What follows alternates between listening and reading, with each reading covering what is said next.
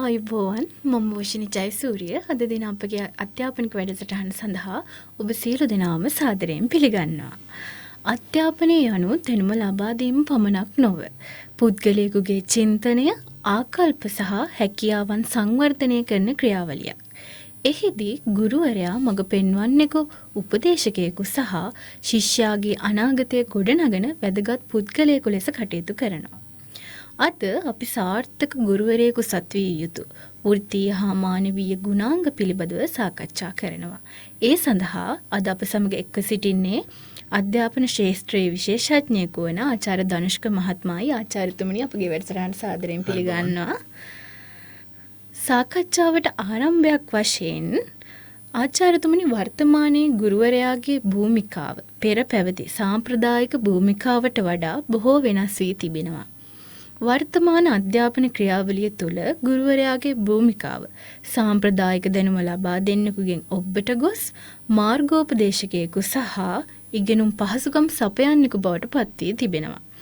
මෙම වෙනස් වෙන භූමිකාව ඔබ විග්‍රහ කරන්නේ කෙසේද? ඇත්ත වශයෙන්ම කියනවා නම් ටීචර් කියන වචනය ඉංග්‍රීසි සහ අපි සිංහලෙන් ගුරුවරයා කියන වචනය ගත්තත් ඇත්තටම මේක කාලයත් සමග මේකට ඉතාම දීර්ඝ ඉතිහාසයක් තියෙන සංකල්පයක්. ග්‍රීක දාර්ශනික යුගයේ ඉඳන් මිනිස්සයා සාමාන්‍ය ශිෂ්ටාචාර ගත වෙන්න ආරම්භ වෙච්ච දා ඉඳන් ගුරුවරයාගේ භූමිකාව අපිත් එක්ක තියෙනවා. එතකොට මේ ගුරුවරයා කියලා කියන්නේ ඇත්තටම අපි ඉස්සර නම් ඇත්තටම විශ්වාස කරේ නොදන්න දේවල් කියලා දෙන සියලු දේ දන්නා කෙනෙක් හැටියට තමයි අපි විග්‍රහ කරේ. දැන් ඔක ඉංග්‍රීසියෙන් කියන්නේ sage on the stage කියලා. ඒ කියන්නේ අර කියන්නේ අපි ස්ටේජ් එකක් උඩ ඉන්න මහා ප්‍රාමාණිකයෙක් විදියට තමයි ගුරුවරයාට සැලකුවේ. ඇත්තටම අද වෙනකොට මේ ගුරු භූමිකාව ඉතාමත්ම බරපතල විදියට, ඒ කියන්නේ ඉතාමත් ක්‍රිටිකල් විදියට වෙනස් වෙලා තියෙනවා. දැන් ඔබගේ හඳුන්වා දීමේදී කිව්වා වගේ මේ ෆැසිලිටේටර් කියන භූමිකාවට පත් වෙලක් තියෙනවා. ඒකදී අපි අදහස් කරන්නේ ගුරුවරයා කියලා කියන්නේ ඇත්තටම ශිෂ්‍යයාගේ ඉගෙනුම් ඉගෙනීම් ක්‍රියාවලියේදී පහසුකම් සපයන්නෙක් බවට ගුරුවරයා පත්විය යුතුයි කියන සංකල්පය අපි දැන් දශක 3-4ක වෙලේ ඉඳන් සාකච්ඡා කරනවා. ඇත්තටම දැන් අපි බලපුවාම ගුරුවරයා කියන සංකල්පය අද වර්තමානයේ ඉන්නකොට ඊටත් වඩා වෙනස් වෙලා ගුරුවරයා කියලා කියන්නේ ඇත්තටම කෝ-ලර්නර් කියලා තමයි සාමාන්‍යයෙන් ඉංග්‍රීසියෙන් දැන් අපිට හඳුනලා දෙන්න පුළුවන්. කෝ-ලර්නර් කියලා කියන්නේ ශිෂ්‍යයාත් සමග ඇත්තටම මේ සමගාමීව ශිෂ්‍යයාත් එක්ක ඉගෙන ගන්න කෙනෙක්. එතකොට ගුරුවරයා කියලා කියන අර ඉස්සර අපි විශ්වාස කරපු දැන් සියල්ල දත් කියන වචනේට එහා ඔහු දැන් පැත්තටලා තියෙනවා ගයිඩ් ඔන් ද සයිඩ් කියලා. පැත්තකට වෙලා ගයිඩ් කරන කෙනෙක්. ඒ සඳහා ඉගෙනීමට පහසුකම් සපයන කෙනෙක්. ඒ සඳහා අවශ්‍ය කරන වටපිටාව සකස් කරන කෙනෙක් බවට පත් වෙලා තියෙනවා. එතකොට වර්තමානයේ වෙනකොට ගුරුවරයාගෙන් අපි ඉස්සර බලාපොරොත්තු වෙච්ච දේවල් වලට වඩා වෙනස් දේවල් ගුරුවරයාගෙන් බලාපොරොත්තු වෙනවා. දැන් අපි උදාහරණයක් ඇටියට ගත්තොත් අර අපි කියනවා දැනුම සොයන්නට උදව් කරන්න ඕනේ. දැනුම දෙන්න නෙවෙයි ඇත්තටම දැනුම හොයාගන්න උදව් කරන්න ඕනේ. knowledge facilitator කියලා අපි ඒකට ඉංග්‍රීසියෙන් කියන්නේ. ඊට පස්සේ ඇත්තටම මේ ලර්නින් අපි කියනවා දැන් ගුරුවරයා ලර්නින් ආකිටෙක්ට් කෙනෙක් වෙන්න ඕනේ. ඒ කියන්නේ එයා ඇත්තටම මේ ඉගෙනීම කියන එක සැලසුම් කරන කෙනෙක්. එයා ඇත්තටම සැලසුම් කරන කෙනෙක් බවට පත් වෙලා තියෙනවා. ඊට පස්සේ දැන් අපිට තියෙනවා ගුරුවරයාට දැන් අත ඊටාම වැදගත් කාර්යභාරයක් පැවැල්ලා තියෙනවා මේ ලර්නින් මෙන්ටර් කියන එක. ඒ කියන්නේ මේ ඉගෙන ගන්න අවශ්‍ය කරන උපදේශනය සපයන්න ඕනේ. ඒ සඳහා අවශ්‍ය කරන ප්‍රතිපෝෂණය ලබා දෙන්න ඕන. ඒ සඳහා අවශ්‍ය කරන දේ සහ අනවශ්‍ය කරන දේවල් ඈඩ් කළා අවශ්‍ය දේ දෙන්න තැනට යන්න අවශ්‍ය කරන මඟ හදලා දෙන්න ඕන. ඊට පස්සේ ඇත්තටම අවශ්‍ය වෙනවා ගුරුවරයාට දැන් ඉස්සර වගේ නෙවෙයි. දැන් අපි ඉස්සර කතා කරේ නෑනේ ගුරුවරයාට මේ තාක්ෂණික දැනුමක් අවශ්‍යයි කියලා. දැන් ඇත්තටම ගුරුවරයාට අවශ්‍යයි තාක්ෂණික දැනුම, ටෙක්නොලොජි ස්කිල්ස් ටික හදා ගන්න ඕනේ ගුරුවරයා දැන්. මොකද අද නූතන පරම්පරාව තාක්ෂණයෙන් ගුරුවරයාට වඩා ඉදිරියෙන් ඉන්නවා. මොකද ඒගොල්ලෝ ඉපදෙන්නෙම තාක්ෂණ ලෝකයක. එතකොට ඒගොල්ලෝ පරිගණකය, එතකොට මේ ස්මාර්ට් මේ මොබයිල් ෆෝන් එක, ජංගම දුරකථනය සහ අනිකුත් සියලුම තාක්ෂණික උපකරණත් එක්ක ඒවා බහුලව භාවිතා වෙන පරිසරයක තමයි උපදින්නේ. එතකොට ගුරුවරයා ඇත්තටම මේ තාක්ෂණික කුසලතා හදාගත්තේ නැත්නම් නූතන පරම්පරාවට උගන්වන්න සහ ඒ ඉගෙනීමේ ක්‍රියාවලියට එයාට දායකත්වය සපයන්න බෑ. ඉතින් ඒ වගේම ගුරුවරයාට අද පුළුවන් වෙන්න ඕනේ ඒක දැනගෙන විතරක් නෙමේ තාක්ෂණය කියන එක. ඒ තාක්ෂණය ඉගෙනුම් ඉගැන්වීම් ක්‍රියාවලියට බද්ධ කරගන්නත් ඉගෙන ගන්න ඕනේ ගුරුවරයාද. එතකොට එයා ඒ සම්බන්ධයෙන් කොතනදීද මොන දේද ගන්න ඕනේ කියන එක නිවැරදිව දැනගන්න ඕනේ. ඒ වගේම තමයි ගුරුවරයාට තියෙනවා අද ඉස්සර වගේ නෙමේ ඉස්සර මේව එච්චර හිතුවේ නෑ. soft skills හදන්න ඕන. නායකත්ව ලක්ෂණ හදන්න ඕනේ, ව්‍යවසායකත්ව කුසලතා හදන්න ඕන, අන්තර්පුද්ගල sannivedana කුසලතා දියුණු කරන්න ඕන.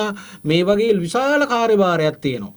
එකක් නෙවෙයි ඉස්සර නම් පොතේ පෙළ පොත ඉගෙනුවා උදේට ආවා හවසට ගියා විශ්වවිද්‍යාල පාසල් වල ඒකයි ඇත්තටම බොහෝ විට සිද්ධ වුණේ. අද ඊට වඩා වෙනස්. ඒ වගේම අවසානයක් වශයෙන් දැන් අපි කිව්වොත් එහෙම ගුරුවරයෙකුට අද පැවරෙන බරපතලම කාර්යභාරය තමයි ශිෂ්‍යයා යාවජීව ශිෂ්‍යයෙකු බවට පත් කරන. අපි කියන්නේ ලයිෆ් ලොං ලර්නර් කෙනෙක් බවට පත් කරන අවශ්‍ය කරන අපි කියන්නේ අර ඇට්‍රිබියුට්ස් කියලා ඉංග්‍රීසියෙන් ඒ අවශ්‍ය කරන ගති ලක්ෂණ ටික ගුරුවරයාද හදන්න ඕනේ. ඒ සඳහා අවශ්‍ය කරන මග ඇත්තටම සකස් කිරීම අද ගුරුවරයාගේ කාර්යභාරය වෙලා තියෙනවා. එහෙම නැතුව විෂය පරතරට දැන ගැනීම පමණක් විෂයක් දැන ගැනීම පමණක් අද ගුරුවරයෙක්ගෙන් බලාපොරොත්තු වෙන්නේ නැහැ. ඒ සඳහා අවශ්‍ය කරන තාක්ෂණික සහ අනිකුත් සියලුම දේවල් වලින් සන්නද්ධ වෙන්න ඕනේ අද ගුරුවරයා. ඒතකොට අද ගුරුවරයාගේ කාර්යභාරය අද not sage on the stage අර ස්ටේජ් එකේ ඉන්න පඬිවරයාට නෙමෙයි guide on the side. ඒ කියන්නේ පැත්තක ඉඳගෙන මේ සියලු මේ සම්පූර්ණ ක්‍රියාවලියට දායකත්වයේ සපයීමේ තැනට අද අපි ගුරුවරයාව ගෙනල්ලා තියෙනවා. ස්තුතියි ආචාර්යතුමනි. ආචාර්යතුමනි විෂය දැනුම පමණක් ගුරුවරයෙකුගේ සාර්ථක වීමට ප්‍රමාණවත් වෙන්නේ නැහැ. ඔහු හෝ ඇය සතුය යුතු ගුණාංග බොහොමයක් තිබෙනවා. සාර්ථක ඉගැන්වීම් ක්‍රියාවලියක් සඳහා ගුරුවරයෙකු සතුය යුතු දැනුම, කුසලතා සහ ආකල්ප කුමක් විය යුතුද? ඒවා කොපමණ වැදගත්ද? ඇත්ත වශයෙන්ම කියනද අපි ඉස්සෙල්ලා කතා කරපුවාම දැන් ගුරුවරයාගේ භූමිකාව අද අපි කිව්වනේ බලාපොරොත්තු නොවිච්ච ඉක්මනට ශීඝ්‍රයෙන් වෙනස් වෙලා තියෙනවා කියලා. දැන් ඇත්තටම මම කැමතියි ඇත්තටම මේ ගුරුවරයාගේ මම කියන්නේ මෙතෙන්දි කිසිම අවස්ථාවක ගුරුවරයාට විෂය දැනුම අනවශ්‍යයි කියලා. ඇත්තටම ගුරුවරයා විෂය දැනුමේ සන්නද්ධ විය යුතුමයි. ඒක අනිවාර්ය දෙයක්. ඒ ගැන තර්කයක් නැහැ. කවුරුවක්වත් එහෙම කොහෙවත් කියලාත් නැහැ අධ්‍යාපන විද්‍යාවේදීවත්. ඇත්තටම යම් දැනුම යාට ඕන. හැබැයි ඒ දැනුම අසීමිත දැනුම නෙමෙයි. යාට අවශ්‍ය ප්‍රමාණයට දැනුම තුනම ඇති. ඊට අමතරව ඇත්තටම මේ ගුරුවරයාගේ දැනුමට අද වෙනත් වශයෙන් එකතු වෙන්න ඕන දේවල් ගොඩක් තියෙනවා. ඒ පළවෙනි එක සබ්ජෙක්ට් මැටර් එක දැනගෙන ඉන්න එක මම ඔය දැන් කිව්ව කාරණා. ඊළඟට තමයි ඇත්තටම මේ ශිෂ්‍යයාගේ සංවර්ධනය ගැන දැනගෙන ඉන්න ඕනේ. Child development. දැන් අධ්‍යාපන මානවවිද්‍යාවෙන් අපි උදාහරණයක් ගත්තොත් එහෙම දැන් ඔය පියාජේ වගේ එරික් එරික්සන් වගේ අය ඊට පස්සේ මේ මාස්ලෝ වගේ අය ඉදිරිපත් කරපු මනෝවිද්‍යාත්මක න්‍යායන් තුල පැහැදිලිව පේනනවා මේ ශිෂ්‍යයන්ගේ සංවර්ධනය කියන එක මේ වර්ධනයට වඩා ගොඩක් වෙනස්. දැන් ඒ ශාරීරික වර්ධනයනේ අපි දැන් growth and development කිව්වහම ශාරීරික වර්ධනය සහ මොළය සහ අනිකුත් සියලු දේවල් වලින් ඇතිවන මනා වර්ධනයට තමයි අපි සංවර්ධනය කියන්නේ. එතකොට අද child development ගැන සෑම ගුරුවරයෙක්ම දැනගෙන ඉන්න ඕන.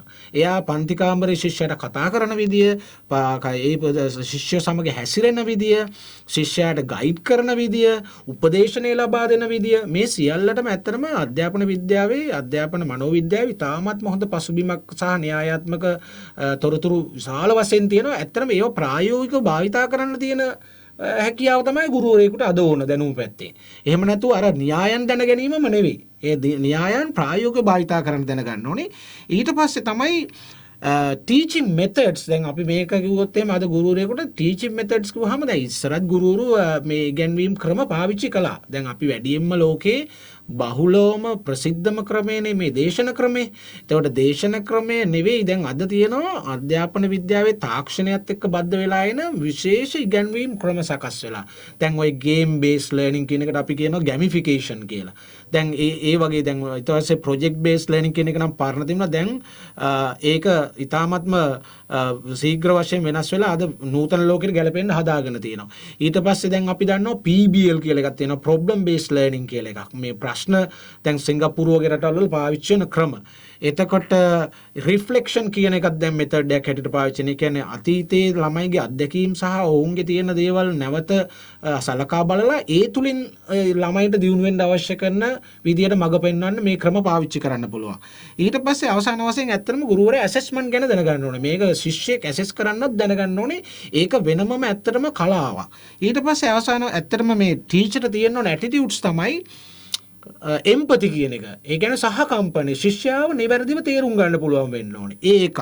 ඊට පස්සේ මෙයාට තියෙන්න ඕනේ patience කියන එක. මොකද ගුරුවරයාට ඉවසීම කියන එක අතිශයින්ම වැදගත්. මොකද ඒක ප්‍රයිමරි ක්ලාසස් වල වගේම දැන් ගොඩක් අය කියනවා ප්‍රාථමික පන්ති වල තමයි මේවා වැඩිපුර ඕනේ. ඒක අඩස්ලට උගන්වන වැඩිහිටි පන්ති වලත් මේක අවශ්‍යයි. ඒ වගේම තමයි මේගොල්ලන්ට ඕනේ පැෂන් එකක්.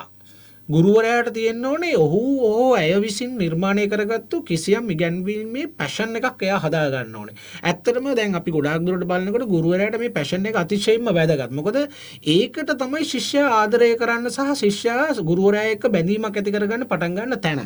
ඊට පස්සේ ඇත්තටම අවශ්‍ය වෙනවා මේ ඕපන් මයින්ඩ්ෆුල්නස් කියන එක. විවෘතව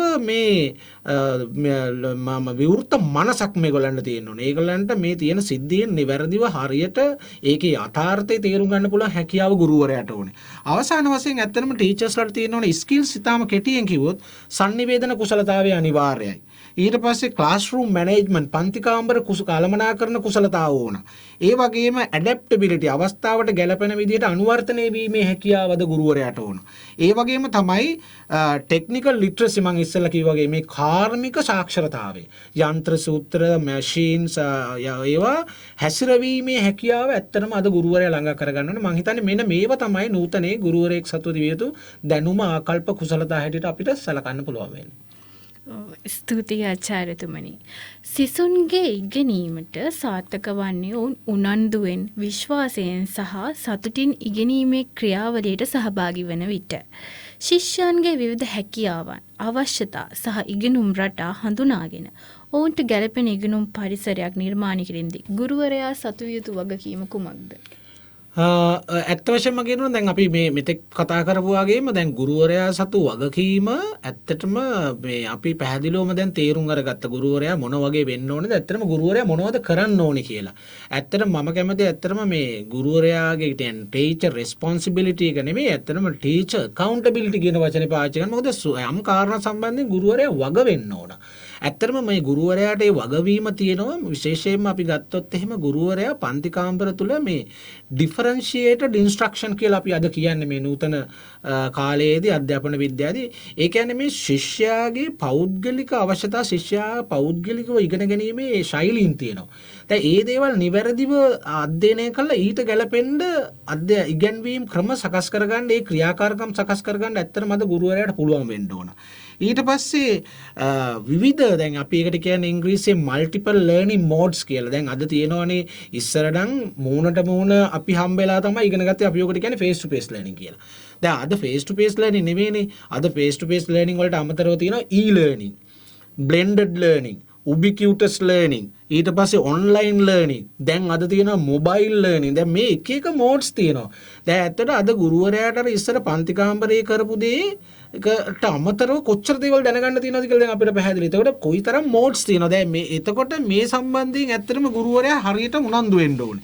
ඒ වගේම තමයි ගුරුවරයාට පුළුවන් වෙන්න ඕනේ අපි ඒකට කියන්නේ ඉංග්‍රීසියෙන් ස්කැෆෝල්ඩින් කියලා. ඒ කියන්නේ මේ අර පියවරෙන් පියවරට ශිෂ්‍යයාට උඩට යන්න ඔවුන්ගේ හැකියාවන් දක්ෂතා උපනංවා ගන්න අවශ්‍ය කරන මඟ පෙන්වීම නිවැරදිව හදන්න ඕනේ. පියවරෙන් පියවරට. ඒ කියන්නේ අපිට එකපාරටම ශිෂ්‍යෙක් ගේන්න බෑ. ඒ මට්ටමින් ඒගොල්ලන්ගේ මට්ටම් හඳුනා ගනිමින් ස්කැෆෝල්ඩින් කරන්න ඕන. හරිද? ඊට පස්සේ ඇත්තටම මේ ගුරුවරයාගේ ඊළඟට තියෙන තමයි මේ ඒ කියන්නේ තාමත්ම හොඳ ආකල්ප වර්ධනය කිරීමට අවශ්‍ය කරන පසුබිම සකස් කරන්න ඕනේ ගුරුවරයා. ඒකට අපි කියන්නේ මේ positive attitude ඒ කියන්නේ fostering positive attitudes කියලා අපි කියන්නේ.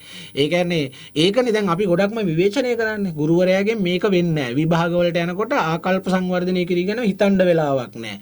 පන්තියේ ළමයි වැඩි වෙන තරමට ගුරුවරයාට ඒ සඳහා තියෙන කාලය තවත් අවම වෙනවා. ඉතින් ඒ වගේ ප්‍රශ්න තියෙනවා. ඊට පස්සේ අපිට ඊළඟට තියෙන එක තමයි මේ මිස්ටේක්ස් අපි කියන්නේ දැන් මේ ශිෂ්‍යයන්ට ඇත්තටම ඔවුන්ගේ අතින් වෙන්න පුළුවන් අඩුපාඩු තියෙනවනේ. ඒ අඩුපාඩු වලට අල්ලගෙන තඩි බාලා එහෙම නැත්නම් දඩුවම් කරන එකට වඩා ඒ මිස්ටේක්ස් ඇත්තටම ඒගොල්ලන්ට සංවර්ධනය වීමට අවශ්‍ය කරන විදිහට සකස් කරලා දෙන්න ඕනේ ඇත්තටම. ඒ ඔවුන් ඇති අඩුපාඩු ඉගෙන ගැනීමේ අවස්ථාවන් බවට පත් කරන්න ඕනේ ගුරුවරයා. ඊට පස්සේ අපි ඊට පස්සේ ගමුකෝ දැන් ඉන්ක්ලූසිව් එඩියුකේෂන් කියලා එකක් තියෙනවනේ දැන් ගුරුවරයාට අද තියෙන ප්‍රධාන වගකීම.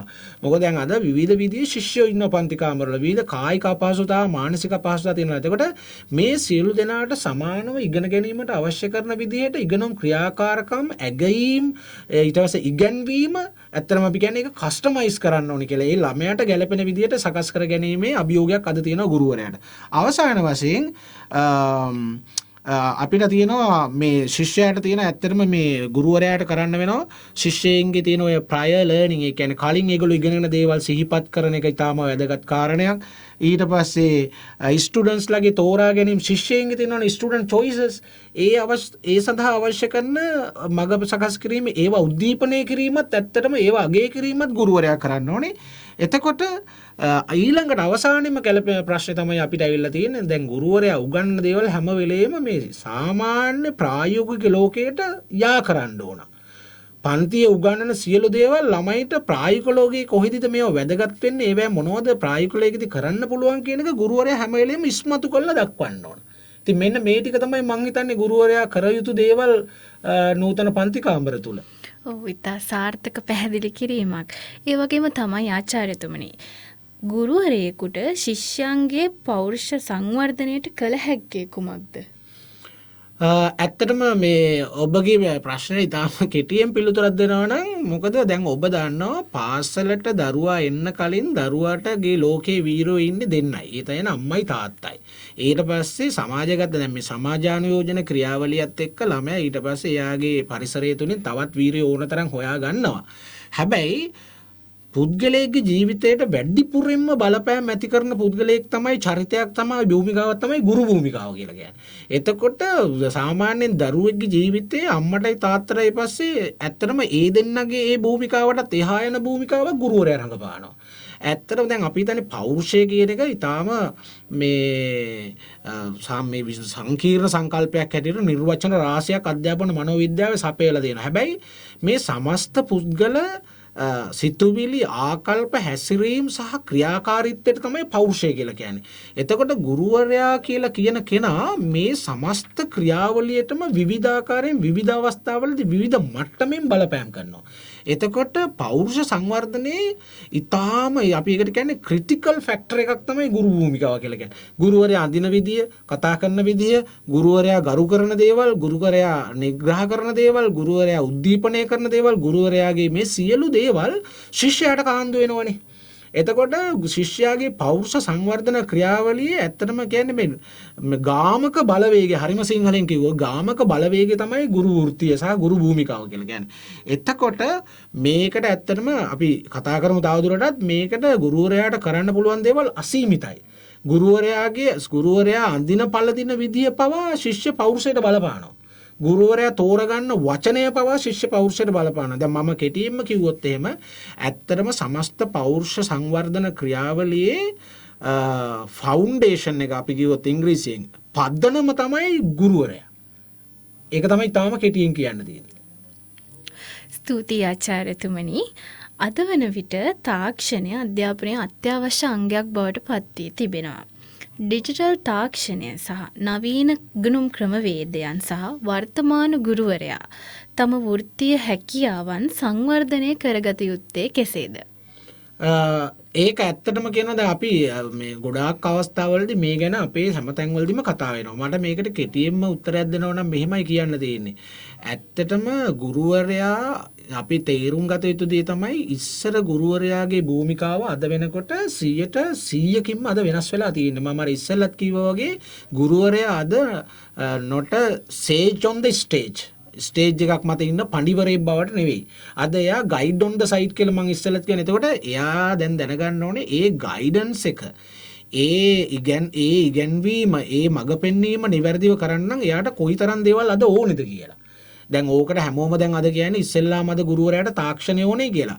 මම කියන්නේ තාක්ෂණය සහ තාක්ෂණ උපකරණ හැසිරවීම අනිවාර්යෙන් දැනගන්න ඕනේ. ඒක අපි අවිවාදයෙන්ම පිළිගත යුතුයි. මේකේ ඊට වඩා මම කියන්නේ මීට වඩා මම හිතනවා මේ ගුරුවරයා ආද සංවර්ධනය කරගත යුතුයි කියලා මේ මානසික ගුණාංග. මොකද ශිෂ්‍යයාට මානසික ගුණාංග ගෙන යාම ඒක කාන්දු කරන ප්‍රධානම බලවේගය තමයි ගුරුවරයා. එතකොට ඒ ගුරුවරයා යහපත් හැසිරීම යහපත් ආකල්ප සිතුම් පැතුම් වලින් සන්නද්ධ වීම තාක්ෂණයත් එක්ක සන්නද්ධ වෙනවටත් වඩා වැඩි කියලා මම හිතන්නේ. මොකද අපි අද ගොඩක් විවේචනය කරන්නේ දරුවන්ගේ මේ ආකල්ප සංවර්ධනයේ තියෙන දුර්වලතා. සමාජයට වැඩිපුර හානි වෙන්න පුළුවන් අවස්ථාව තියෙන ඒක. එතකොට අද ගුරුවරයා මම කියන්නේ තාක්ෂණයෙන් සන්නද්ධ වෙන්න ඕන. අනිකුත් විෂය දැනුමින් සහ අනිකුත් ආයුෂ කරන ප්‍රායෝගික කුසලතා වලින් ලෝකයේ තියෙන අලුත් අධ්‍යාපන සංකල්ප වලින් ගැන්වීම් ක්‍රම වලින් අර ඇගීම් ක්‍රමම මේවා සියල්ල එයා දැනගන්න ඕනේ. ওই සියල්ලට අමතරව මම කියන්නේ අර මානවයෙක් විදියට මොකද දැන් මේ ඉගෙනීම් ක්‍රියාවලිය මේ මානවයින් අතර සිදුවෙන ක්‍රියාවලියක්. හරිද? එතකොට මෙතෙන්දී අර මානවීය භාවය humanistic approach කියලා අපි ඉංග්‍රීසි කියන්නේ මානවීය ප්‍රවේශය සංවර්ධනය කර ගැනීම සඳහා අවශ්‍ය කරන මම කියන්නේ ඕකට එක ක්‍රමයක් තමයි අපි ඔකට කියන්නේ CPD කියලා. ඒ කියන්නේ continuous professional development. මේ ක්‍රියාමාර්ගවලට ඇත්තටම ගුරුවරයා යා යුතුයි කියන එක තමයි මගේ පැහැදිලිම කෙටිම පිළිතුර මේ සඳහා. හොඳයි. ඉතා හරවත් සාකච්ඡාවකින් පසු අපි අවසානයේ වෙත ළඟා වී සිටිනවා. නමුත් මතක් කළ යුතුයි ගුරුවරයා අනු දැනුම ලබා දෙන පුද්ගලයෙකු පමණක් නොව අනාගත පරපුරේ හැකියාවන් සහ වටිනාකම් ගොඩනගෙන මඟ පෙන්වන්නේ. අද අප සමග සාකච්ඡාවට එක්වෙමින් ගුරුවරයාගේ භූමිකාව සහ සාර්ථක ගුරුවරයෙකු සතුයුතු ගුණාංග පිළිබඳව වටිනා අදහස් බෙදාගත් ආචාර්ය ධනුෂ්ක මහත්මයාණනි අපගේ ස්තුතිය පුද කර සිටිනවා. ඒ වගේම අප සමග රැඳී සිටි ඔබ සියලු දෙනාටමත් බොහොමත්ම ස්තුතියි. තවත් මෙවැනි වැදගත් හරවත් අධ්‍යාපන සංවාදයක් සමග නැවත හමු වෙනතුරු ඔබ සියලු දෙනාටම සුබ දවසක්.